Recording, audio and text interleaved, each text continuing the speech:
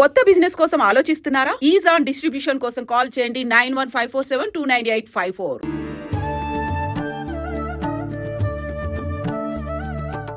నమస్కారం, welcome to I dream. ధర్మ మార్గం విత్ విజిత కార్యక్రమానికి స్వాగతం. అయితే సంకష్టహర చతుర్థి, మనం ఏ పూజ చేసినా కూడా తొలి పూజ వినాయకునికి చేయాలంటారు. మరి అటువంటి వినాయకునికి సంబంధించిన ఒక రోజు ఏదైనా ఉంది అనంటే మనందరికీ తెలిసింది సంకష్టహర చతుర్థి. ఆ రోజున మనందరం కూడా వినాయకునికి రకరకాల పూజలు చేస్తుంటాము, ఉపవాసం ఉంటూ ఉంటాము. ఇలాంటి రకరకాల ఆచారాలు అయితే మనం పాటిస్తూ ఉంటాం. అసలు నిజంగా ఆ రోజున చేయాల్సిన విధి విధానాలు ఏంటో ఇప్పుడు వారితో మాట్లాడి తెలుసుకుందాం. ప్రస్తుతం మనతో పాటు ఉన్నారు ఋగ్వేద అధ్యాపకులు, ప్రవచనకర్త, ప్రముఖ ఆధ్యాత్మికవేత్త సంతోష్ కుమార్ గణపతి గారు. ఇప్పుడు వారితో మాట్లాడి మరిన్ని విషయాలు తెలుసుకుందాం. నమస్కారం అండి. నమస్కారం అండి. మంగళం మహత్వం. అయితే సంకష్టహర చతుర్థి చాలామంది ఇది ఒక వ్రతంలా కొన్ని మాసాల పాటు ఆచరించే వాళ్ళు ఉంటారు. కొంతమంది అప్పటికప్పుడు ఆచరించి దాన్ని వదిలేసే వాళ్ళు ఉంటారు. అసలు ఈ సంకష్టహర చతుర్థి రోజు వినాయకుడిని ఆరాధిస్తూ ఉంటారు. ఆరాధించడం వల్ల కలిగే ఫలితం ఏంటి? నిజంగా ఇది వ్రతంలా ఆచరించాలా, లేదు అంటే మనం ఒక సంకల్పం చెప్పుకొని దాని ప్రకారంగా వెళ్తే బాగుంటుందా? ఆ రోజున ఎటువంటి విధి విధానాలు ఆచరించాల్సి ఉంటుంది? మనం సంకష్టహర గణపతి అంటామండి. గణపతికి 32 రూపాలు మనకు కనిపిస్తాయి.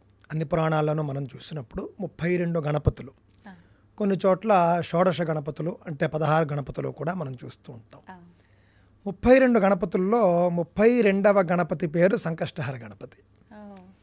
ఆయననే సంకటహర గణపతి అని కూడా మనం అనొచ్చు. పెద్దగా 2 శబ్దాల్లో పెద్దగా తేడా ఉండదు. సంకటహర గణపతి, సంకటము అంటే దుఃఖం, హరము అనంటే దానిని పోగొట్టడం, దుఃఖాన్ని పోగొట్టే గణపతి సంకటహర గణపతి అనేది ఇక్కడ మనకి అర్థం అండి. సంకటహర గణపతి వ్రతము అనంటే ఏమిటి అని అంటే, మనకు ఏదైనా దుఃఖం ఉంటే ఆ దుఃఖాన్ని పోగొట్టుకోవడం కోసం చేసేటటువంటి వ్రతమే ఈ వ్రతం. దుఃఖము అంటే బాధ, ఏదైనా బాధో కష్టమో, ఇంతే మన భాషలో చెప్పాలంటే. ఏదైనా ఒక కష్టం నుండి మనం బయటపడాలంటే సంకష్టహర గణపతి వ్రతాన్ని చేసుకుంటే తప్పక బయటపడతాం. ఇది వ్రతం అంటే ఇందాక నేను అన్నట్టుగా ఆ ఒక్కరోజు మాత్రమే పరిమితం అయి ఉంటుందా, లేదంటే కొన్ని నెలల పాటు, రోజుల పాటు అలా ఆచరించాలి? దీనికి కొన్ని నియమాలు చెప్పారండి. సంకష్టహర గణపతి వ్రతం అనేది ఒక చెవితి నాడు మొదలుపెట్టి 21 సంవత్సరాల పాటు చేయడం అనేది ఒక దీక్ష ఉంది. అది మొదలు పెట్టడం కూడా శ్రావణ మాసంలో కృష్ణపక్ష చెవితి నాడు మొదలు పెట్టాలి. 21 సంవత్సరాలు తీసుకునేవాళ్ళు. ఒకవేళ మధ్యలో ఏదైనా చేయలేక ఆటంకం వచ్చింది అనంటే? ఆటంకం వచ్చినా పర్వాలేదు, అస్సలు చేయలేని పరిస్థితుల్లో ఆ నెల విడిచిపెట్టినా ఇబ్బంది లేదు. కానీ 21 సంవత్సరాలు దాన్ని కొనసాగించేట్టుగా, ఇప్పుడు ఉదాహరణకి ఎవరైనా ఒక నెల మొదలు పెట్టుకున్నారు, శ్రావణ పక్షంలో వచ్చేటటువంటి శ్రావణ మాసంలో వచ్చే సంకష్టహర చతుర్థి నాడు మొదలు పెట్టుకుని వాళ్ళు 21 ఏళ్ళు చెయ్యాలి. మధ్యలో వాళ్లకు ఆశౌచాలు వస్తాయి. ఎవరైనా ఇంట్లో కాలం చేసినప్పుడు, ఎవరైనా పుట్టినప్పుడు కుదరదు. కాబట్టి అప్పుడు 2 మార్గాలు ఉన్నాయి.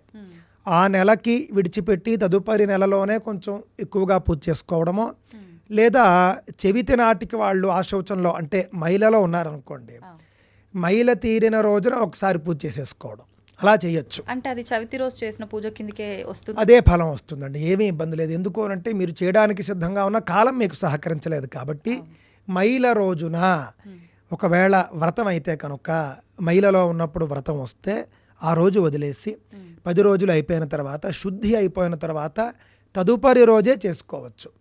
ఆ విధంగా 21 సంవత్సరాలు కూడా పూర్తి చేయడం చాలా మంచిది. ప్రస్తుతానికి ఇప్పుడు సరేనండి, మీరు చెప్పేవన్నీ చాలా అసందర్భంగా ఉన్నాయి. 21 సంవత్సరాలు 12 చతుర్థులు ఎవరు చేస్తారు? ఇదేమీ అయ్యే పని కాదు, మీరు సులువుగా చెప్పండి అని అంటే ఇంకో మాట చెప్పారు. చేస్తే జీవితాంతం చేయమన్నారు. మొత్తం జీవించి ఉన్నంత వరకు చేయవచ్చు. లేదు, అంత అవకాశం లేదు, కనీసం 21 సంవత్సరాలు చేయమన్నారు. అది అవకాశం లేదు, 1 సంవత్సరంలో 12 చెవితులు చేయమన్నారు.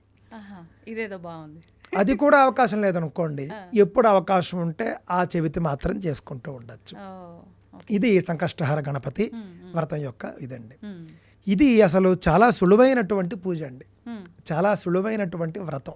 ఎలా అండి, ఎలా చేయాలి? ఏదైనా ఒక పూజ అనేసరికి మనకి ఏదో సంబారాలు, వస్తువులు, అవి ఇవి ఏర్పాట్లు కంగారు పడతారు, ఏమీ లేదు.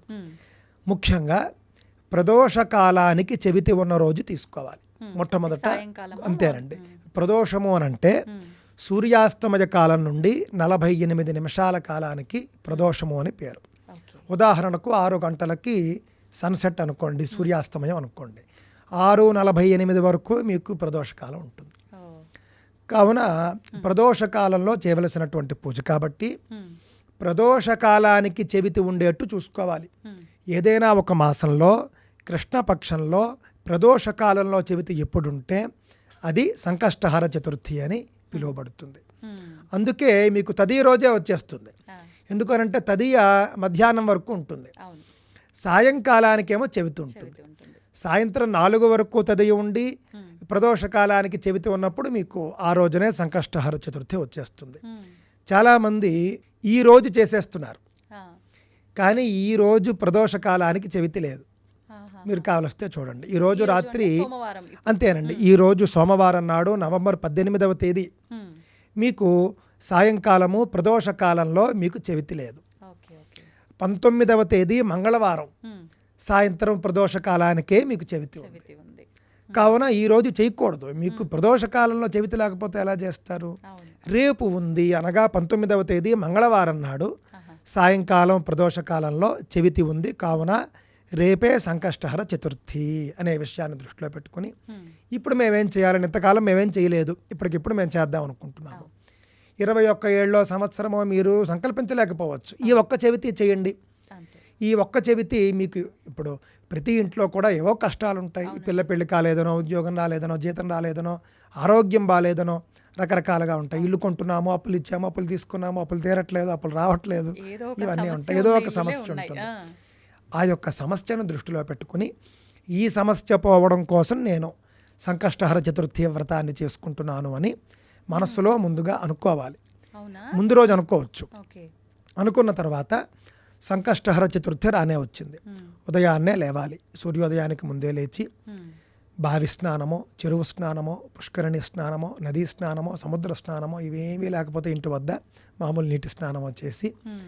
ఆ స్నానం అయిన తర్వాత ఒక్కసారి దేవుని వద్దకు వచ్చి ఆ. బొట్టు అది పెట్టుకున్న తర్వాత గణపతికి దండం పెట్టుకుని మ్మ్. ఈ రోజున ఫలానా కష్టం పోవడం కోసం నేను సంకష్టహర గణపతి వ్రతాన్ని ఆచరిస్తూ ఉన్నాను. మ్మ్. ఓ గణేష, నా యొక్క వ్రతం నిర్విఘ్నంగా పూర్తయ్యేట్టు చూడు అని ఆయనకే చెప్పుకుని మ్మ్. వ్రతం రోజున స్నానం చేసినప్పుడు ఒక ముఖ్యమైనటువంటి ప్రాక్టీస్ ఉందండి. ఏంటండి అది? ఏంటి అని అంటే మామూలుగా స్నానం చేసేయడం కాకుండా మనం సబ్బు రాసుకుంటాం చూసారా, సబ్బుకు బదులుగా మ్మ్. నువ్వులతో స్నానం చేయమన్నారు. నువ్వులే. అవునండి, అంటే తెల్ల నువ్వులు ఉంటాయన్నమాట అండి. తెల్ల నువ్వులు పొట్టు తీసుకుని, మనకి పొట్టు తీసుకుని బయట దొరుకుతూనే ఉన్నాయి, అవును. అవి తెచ్చేసుకుని అవి మనం ఒక బౌల్లో పెట్టుకుని ఆ తెల్ల నువ్వులతో ఒళ్ళంతా కూడా రాసుకుని, ఆ. అంటే ఒళ్ళంతా కూడా రుద్దుకుంటూ స్నానం చేయాలి. ఎందుకండి ఇలా? దీనివల్ల మనకు ఉన్నటువంటి అనేక దోషాలు, కష్టాలు హరింపబడతాయి. మ్మ్. మ్మ్. మ్మ్. కొంచెం నువ్వులు అనేటటువంటివి శాస్త్రీయంగా కూడా చాలా గొప్పవి. మ్మ్. దాని వెనుక కూడా అనేక రహస్యాలు దాగి ఉంటాయి. ఓకే. ముఖ్యంగా ఏమిటి అని అంటే శారీరక దోషాలు పోతాయి, మ్మ్. మనలో ఉన్నటువంటి దరిద్రం పోతుంది, దుఃఖం పోవడానికి ఒక మెట్టు మనం ఎక్కిన వారం అవుతాం. తిల స్నానం అంటారండి దీన్ని? దీన్ని అంటే తిల స్నానం అనొచ్చు, తప్పులేదు. ఎందుకు అని అంటే తిలైహి స్నాత్వా అని అక్కడ ఉంది, మ్మ్. తిల స్నానం అని చెప్పవచ్చు. కాకపోతే తెల్ల నువ్వులు అనే విషయాన్ని దృష్టిలో పెట్టుకోవాలి. ఓకే. పెట్టుకుని చక్కగా మామూలు స్నానంలో మనం సబ్బుకు బదులు ఇది వాడాలంతే ఆ రోజున. మ్మ్. దాంతో మీకు వ్రతం మొదలవుతుంది. మ్మ్. దేవుడి దగ్గరికి రావడం, ఇందాక చెప్పినట్లుగా సంకల్పం చేసుకోవడం. అవును. ఆ సంకల్పం మంత్రోక్తంగా అయినా కావచ్చు, లేకపోతే ఈ విధంగా నోట మాటతో అయినా సరే ఈ రోజు నేను చేసుకుంటున్నాను అని చెప్పవచ్చు. మ్మ్. చెప్పిన తర్వాత ఆ రోజంతా ఉపవాసం ఉండాలి, ఆ. సాయంత్రం వరకు ఉండి సాయంత్రం లోపలే పూజకు సంబంధించినటువంటి ఏర్పాట్లు చేసుకోవాలి. పువ్వులు అవన్నీ కూడాను. ముఖ్యంగా గణపతికి ఇష్టమైనటువంటివి ఎర్రని పువ్వులు, మ్మ్. అవి సంపాదించుకోవచ్చు. ఏవైనా సరే, అంటే మన కల్పంలో చెప్పినవి. మ్మ్. సహజంగా కరవీరం అంటాము, ఎర్ర గన్నేరు పువ్వులు, ఆహా. ఇవి గణపతికి బాగా ఇష్టం. గరిక, మ్మ్. దూర్వాయుగ్మములు అంటారు అవి. తెల్ల జిల్లేడు పువ్వులు, మ్మ్. ఈ 3 ముఖ్యంగా మనం గణపతికి పూజ చేస్తాం. అవును. ఇవి 3 ఏదో ఒకటి సంపాదించుకోవచ్చు, అవకాశం ఉంటే 3 సంపాదించుకోవచ్చు. గన్నేరు పువ్వులు తెచ్చుకున్నప్పుడు మాత్రం మ్మ్. గులాబీ రంగువి ఉండకుండా చూసుకోండి. కొంచెం చాలామంది ఇబ్బంది పడుతున్నారంటే గన్నేరు అనేసరికి తెలియక అవి పింక్ కలర్లో ఉన్నవి ఇచ్చినా కూడా తీసుకెళ్ళిపోతున్నారు. అవును. అలా కాకుండా ఎర్రగా ఉన్నటువంటి గన్నేరే మనకి అసలైన వాటి కింద మనకి లెక్క. ఈ పింక్ అసలు పూజ ఈ పింక్ ఇవి కొంచెం హైబ్రిడ్ అని నా అభిప్రాయం. అందువల్ల వాటిని పక్కన పెట్టి ఏవి దొరకకపోతే సరే, కానీ ఇవి దొరికినప్పుడు ఎర్రటి గన్నేరు తెచ్చుకోండి. ఎర్రటి గన్నేరు పువ్వులు, గరిక, అదేవిధంగా తెల్ల జిల్లేడు పువ్వులు, ఈ 3 ఏర్పాట్లు చేసుకుని సాయంత్రం లోపల అన్నీ సర్దుకుని సాయంకాల పూజకు నైవేద్యానికి ముఖ్యంగా మోదకాలు చేసుకోవాలి. మోదకాలు అంటే ఏమిటి అని అంటే కనుక మన తెలుగు రాష్ట్రాల్లో బాగా చేస్తూ ఉంటారండి. కజ్జికాయలు అని అంటారు. కజ్జికాయలు అని అంటే ఒక బియ్యపు పిండితో చేసినటువంటి ఒక పేస్ట్ లాంటిది ఉంటుంది. దాని లోపల ఒక రకమైనటువంటి పిండిని పెట్టి దీనిని ఆవిరి పడతారు. ఇదైనా కావచ్చు, అదే విధానంలో నెయ్యిలో వేయించడం కూడా ఉంది. కావున ఈ రెండిట్లో ఏదో అవకాశం ఉంటే అది. నెయ్యిలో వేయించడం, కొంతమంది నూనెలో వేయించేస్తున్నారు, నెయ్యిలో వేయించాలి లేదా ఆవిరి పట్టాలి.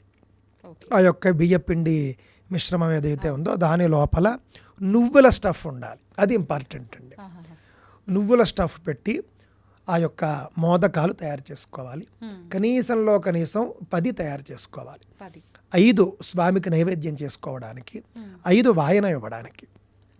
వాయనం ఎవరికి ఇవ్వాలి అని అంటే మన ఇంట్లో పూజ చేయించినటువంటి పంతులు గారికే ఇవ్వాలి, అంతేనండి. 5 అంటే 10 కూడా మీరు గణపతికి నైవేద్యం చేయాలి, 5 ఆయనకి వాయనం ఇచ్చేసేయాలి. 5 ఎలాగో మీరు గణపతికి నైవేద్యం చేసి ఉంటారు కాబట్టి వ్రతం చేసుకున్న వాళ్ళు తినాలి, ఆ పూట ఇవి తిని ఉండిపోవాలి. ఇంకా రాత్రి వేరే భోజనం ఏది కూడా చేయకూడదు. ఖచ్చితంగా ఇది పురోహితుల సమక్షంలోనే చేయాలా అండి? ఎవరికి వాళ్ళు చేసుకుంటే మనకు అవకాశం ఉంటే చేస్తారు. ఇప్పుడు చాలామంది శక్తి ఉన్నవారు మేము పండితులతోనే చేయించుకుంటామండి అనుకున్న వాళ్ళు చేయించుకోవచ్చు. లేని వాళ్ళు చక్కగా సంకష్టహర గణపతి వ్రతం అనేది అందరికీ అందుబాటులోనే ఉంటూనే ఉన్నాయి, పీడిఎఫ్లు అవిని పెట్టుకుని చేసుకోవచ్చు, చేసుకోకూడదని లేదు. కానీ పురోహితుడి సమక్షంలో అయితే కనుక కొంచెం వైదికంగా శాస్త్రీయంగా జరుగుతుంది, మంత్రం ఉంటుంది. మనం కూడా ఆయనకి మరి ఉపాయనం అంటే వాయనం దానం ఇస్తాం కదా, ఆ దానం వల్ల కొంత ఫలం వస్తుంది. ఈ మోదకాలతో పాటు వాళ్ళకి ఇంకేం ఇవ్వాల్సి ఉంటుంది? మనం తాంబూలంలో మన శక్తిని బట్టి సంభావన ఇచ్చుకుంటే బట్టలు, ఇంకా వాళ్ళ ఇష్టం ఏదైనా శక్తిని బట్టే, అంతకు మించి ఇంకేం లేదు. కాకపోతే అండి నేటి రోజుల్లో స్వామి మీరు ఇలా అంటారు, మేము ఎవరినైనా పండితుల్ని పిలుద్దాం అంటే వేలకు వేలు అడుగుతారు, కానీ వచ్చినా కూడా చేయరు, డిమాండ్ చేస్తారు, అది ఇది అని అంటే మీ శక్తిని బట్టి ఇస్తామని చెప్పండి. ఆ శక్తికి వచ్చే వాళ్ళతో చేయించుకోండి, లేదు అని అంటే మీరే చేసుకోండి. చేసుకోవడం ముఖ్యం. మీ ప్రయత్నం మీరు చేశారు, మీకు సాధ్యం కాలేదు, మీరు చేస్తే దేవుడు తీసుకోవడం ఏం లేదు, బ్రహ్మాండంగా స్వీకరిస్తాడు. అందులో చెప్పిన విధంగా మీరైనా సరే పూజ చేసుకోండి. ఈ పూజ కూడా సాయంత్రం సూర్యాస్తమయం తర్వాత ప్రదోష కాలంలో చేసుకోవాలి. ప్రదోష కాలంలో కనీసం సంకల్పమైన ప్రారంభించేట్టుగా చేసుకుంటే మంచిది. మొత్తం పూజ అది పూర్తి చేసుకుని చంద్రోదయం అయిన తర్వాత, చంద్రోదయ సమయం ఉంటుంది, అయిన తర్వాత వ్రతంలో భాగంగానే చంద్రుడికి అర్ఘ్యం ఇవ్వడం అనేటటువంటి ఒక విధానం ఉంటుంది పూజ అనంతరం. అందులోనండి అంటే పూజ చేసిన తర్వాత అందులో నామాలు అవి ఉంటాయి, ఆ నామాలు అవి చెప్పుకుని మీరు చంద్రుడికి అర్ఘ్యం ఇవ్వడంతో మీకు పూజ పూర్తవుతుంది. వాయనము అర్ఘ్యము మీరు ప్రసాదాన్ని తీసుకోవడంతో వ్రతం పూర్తవుతుంది. ఏదో ఒక చెవితి నాడు మీరు చేసుకోవచ్చు, ఇబ్బంది ఏం లేదు. 21 సంవత్సరాలు దీక్ష తీసుకుంటాను అని అంటే కనుక మీరు శ్రావణ కృష్ణ చెవితిలోనే మీరు అది ప్రారంభించాలి. అలా అయితేనే 21 సంవత్సరాలు అప్పుడు, లేదంటే ఇప్పుడు ఏం చేయొచ్చు? ఇప్పుడైతే మీరు ఆ చెవితికి మీరు చేసుకుంటున్నట్టు లెక్క. ఒకసారి ఇప్పుడు నేను 21 సంవత్సరాలు చేస్తా అని ఏదో మీరు చెప్పగానే ఓ మంచి జరిగిపోతుందని చెప్పి సంకల్పం చెప్పుకున్నాను. ఒక 5-10 సంవత్సరాలు చేసిన తర్వాత ఇంకా నేను చేయలేను, నాకు కుదరట్లేదు అనిపించింది, మధ్యలో స్టాప్ చేయొచ్చు అంటారా? మధ్యలో ఆపే పక్షంలో అలా ఆపడం అనేది భావ్యం కాదు. ఎందుకు అని అంటే భగవంతుడి వద్ద మనం మొక్కుకునే మొక్కది, మొక్కును మనం ఎప్పుడూ కూడా తప్పకూడదు. అంటే అక్కడ ఉద్దేశం ఏమిటంటే మనం ఆయనకి వాగ్దానం చేసాం, ఆ వాగ్దానాన్ని మనం నిలబెట్టుకోవాలి. అసలు చెయ్యలేనటువంటి శారీరక స్థితి వచ్చేస్తే ఆవిడ ఏం చేయలేడు, ఇంక పూర్తి మంచం మీద ఉన్నాడు, ఆయన దిగలేడు, సో ఆయన వల్ల కాదు. ఇంకా అలాంటప్పుడు ఏం చేయాలి అని అంటే కనుక ఆయన నామాలు చదువుకోవచ్చు. ఇంకో మార్గం ఉంది, ఎవరితోనైనా ఆయన పేరుతో చేయించవచ్చు, ఇది ఒక మార్గం. అందుకే పురోహితులతో చేయించుకోవడం కూడా ఉంది. ఆలయాల్లో మన పేరు మీద చేయించడం అనేది అలా వచ్చింది. అస్సలు చేయలేను, ఇంకా నా వల్ల కాదు అన్నప్పుడు నా తరపున కాస్త ఈ పూట చేసి పెట్టండి అయ్యా. ఇంత వ్రతము కూడా అతను చేయాలి, మీ తరపున పురోహితుడనే కాదు, కొడుకు చేయవచ్చు. అంటే మగవారు కూడా చేయొచ్చా అండి ఈ వ్రతం? చేయవచ్చండి. అంటే నేను ముఖ్యంగా వాళ్ళని ఉద్దేశించి చెబుతూ ఉన్నాను. ఆడవాళ్ళు కూడా చక్కగా చేసుకోవచ్చు, అందరూ చేసుకోవచ్చు. చేసుకోలేని వాళ్ళంటే ఈ మీరు చెప్పిన విధంగా సగంలో ఆపేయాల్సిన పరిస్థితి వస్తే ఆపకుండా మన తరపున ఇంకొకరు చేసేట్టుగా పెట్టాలి. ఉదాహరణకి మీకు ఏదో పని వచ్చింది అనుకోండి, ఆ రోజున మీరు చేయాల్సినటువంటి పని ఇంకొకరికి అప్పచెప్తారు. మీరు అయ్యో పలానా ఆయన వచ్చేస్తున్నారు, మనం చేయకపోతే బాగుండదు అని మీరు ఇంకొకరికి అప్పచెప్పి మీ స్థానంలో ఇంకొకరిని కూర్చోబెట్టి మీరు ఇంటర్వ్యూ చేసినట్టుగా ఇది కూడా అంతే మాట అండి. అయితే ఇది అగతిక పక్షం, అంటే ఇక మీ వల్ల కాదు అన్నప్పుడు చేయాలి. వాళ్ళకి మనం మన తరపున చేసినటువంటి వాళ్ళు బయట వాళ్ళు అయితే మనం వాళ్ళకి ఎంతో కొంత సంభావన ఇచ్చుకోవాలి. మరి ఆ ఫలితం మనం చేస్తే వచ్చేదే వస్తుందా వేరే వాళ్ళతో చేయించి? అంతేనండి, దాదాపుగా అంతే వస్తుంది. మీకు మన వాళ్ళే చేశారనుకోండి అసలు గొడవ లేదు. ఇప్పుడు ఒకవేళ కొడుకో లేకపోతే భార్యో చేస్తే కనుక కూతురుంటే కూతురు చేయొచ్చు, చేయకూడదని కాదు. ముఖ్యంగా భార్య లేదా కొడుకు చేస్తే మంచిది. ఇప్పుడు కూతురు పెళ్ళి అయిపోయింది అనుకోండి, ఇంకో ఇంటి అమ్మాయి అయిపోతుంది. అందుకని అలా అంటున్నాను అనమాట అండి. ఇది వ్రతం చేయవలసినటువంటి విధానం. తప్పక కష్టాలతో బాధపడుతూ ఉన్నవారు సంకష్టహర గణపతి వ్రతాన్ని చేయండి, కష్టాలను పోగొట్టుకునే ప్రయత్నం చేయండి. అయితే ఆ రోజు ఇంకా భోజనం చేయకూడదు, మనం ఏదైతే మోదకాలు ప్రసాదం అంతేనండి, ఇంకేమీ ఇంకా ఆ రోజు మోదకాలు తప్ప ఇంకేమీ తినకూడదు. మరి మరుసటి రోజు ఈ ఉపవాసాన్ని ఎప్పుడు ముగించాలి? మరుసటి రోజు ఉదయం, అంటే ఇంకా దానికి విధి విధానాలు ఉన్నప్పటికీ కూడా అంత అవసరం లేదు. మరుసటి రోజు ఉదయాన్నే స్నానం చేసి ఒక్కసారి గణపతికి నమస్కారం చేసుకుని సూర్యోదయం తర్వాత భోజనం చేయవచ్చు. ఓకే, మీరు చెప్పినట్టుగా పెద్ద హడావిడి అదంతా ఏమీ లేదు, అవసరం లేదు. మీరు షోడశోపచార పూజా సామాగ్రి, మోదకాలు, పువ్వులు, ఇంతే కదండి చెప్పింది, ఇంకేమున్నాయి ఇందులోని. మీ ఖర్చు కూడా 500 దాటదు. అవును, పోనీ మహా అంటే 1000. అంతే. మీరు పువ్వులు కాస్ట్ అండి బాగాను అని అంటే 1000 రూపాయలతో మీకు వ్రతమే అయిపోతుంది. అక్కడ మనకు పెద్ద కాస్ట్ ఉండే పువ్వులు కూడా ఏం లేవండి, జిల్లేడు పువ్వులు మనం మీకు దొరికేటటువంటి అంతే. ఈ పువ్వులు, ఎర్రటి పువ్వులు ఒకటే కొనుక్కోవాలి, గన్నేరు పువ్వులు. ఆ విధంగా చక్కగా చేసుకోవచ్చు. ఖర్చు తగ్గించుకుని కూడా చేసుకోవచ్చు. ఒకవేళ పండితుడిని పెట్టుకుంటే గంట సేపు పూజ చేయించుంటాడు కాబట్టి మీ యొక్క ప్రాంతాన్ని బట్టి 1000 రూపాయలతో మొదలుపెట్టి మీరు శక్తిని బట్టి ఇచ్చుకోవచ్చు. మళ్ళీ ఆ రోజు ఆలయానికి వెళ్ళాల్సిన అవసరం ఏదైనా ఉందా? ఆలయం దగ్గరలో గణపతి ఆలయం ఉంటే మీరు వెళ్ళవచ్చు. ఇంట్లోనే మీరు గణపతిని ఆవాహన చేసి పూజ చేసుకున్నప్పుడు వెళ్ళి తీరాలని ఏం లేదు, వెళితే మంచిదే. సంతోషం అండి, చాలా చక్కగా వివరించారు. ధన్యవాదాలు. స్వస్తి.